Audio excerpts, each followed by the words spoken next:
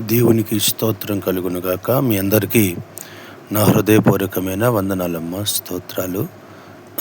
మీ కొరకు మేము ప్రార్థన చేస్తూ ఉన్నాము. ప్రతిదినము మా కొరకు, మా సంఘం కొరకు కూడా మీరు ప్రార్థన చేయండి. అట్లీస్ట్ ప్రతిరోజు కూడా ఈ వాక్యాన్ని మీరు వినాలని ఆశిస్తున్నాను. అంటే ఏంటో గొప్పగా చెప్తున్నానని కాదులే, కానీ బైబిల్లో ఉన్న విషయాలే చెప్పాలని ఆశపడుతున్నాను. దీన్ని బట్టి మీరు లైక్ చేయండి, షేర్ చేయండి, ఛానల్ సబ్స్క్రైబ్ చేయండి. మీ ప్రోత్సాహం మాకు ఎంతో అవసరం అని కోరుతున్నామమ్మా. దేవుడు కృపను బట్టి మరి ఉదయకాలంలో కూడా దేవుని వాక్యాన్ని ధ్యానం చేసుకుందామా. ఈ 77వ కీర్తనలో ఒకసాట ఒక వచనం రాయబడి ఉండిద్ది. ఆ మాట చదువుకుందాం. దేవా, నీ మార్గము పరిశుద్ధమైనది, దేవుని వంటి మహాదేవుడు ఎక్కడ ఉన్నాడు? ఆయన మార్గం అంట పరిశుద్ధమైన మార్గం అంట.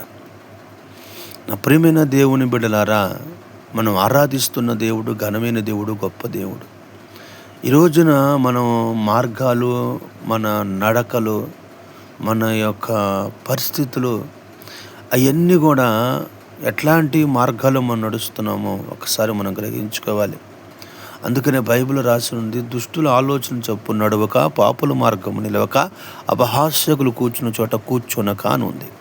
అంటే పరిశుద్ధమైన మార్గంలో మనం నడవాలని దేవుడు కోరుకుంటున్నాడు.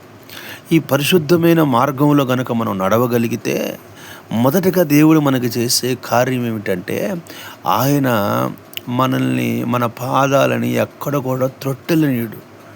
మన పాదాలు ఎటువంటి స్థితిలో కూడా అదరకుండా, బెదరకుండా, మన ప్రయాణాల్లో ఎటువంటి అపాయాలు రాకుండా కాపాడతాడని వాక్యం రాయబడి ఉంది.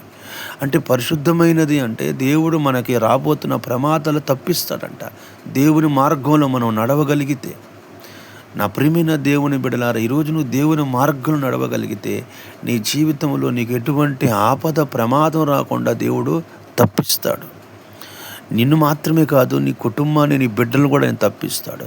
ఒకవేళ సరి లేకపోతే ఈరోజు ఆయన మార్గంలో నువ్వు నడవడానికి ప్రయత్నం చెయ్యి.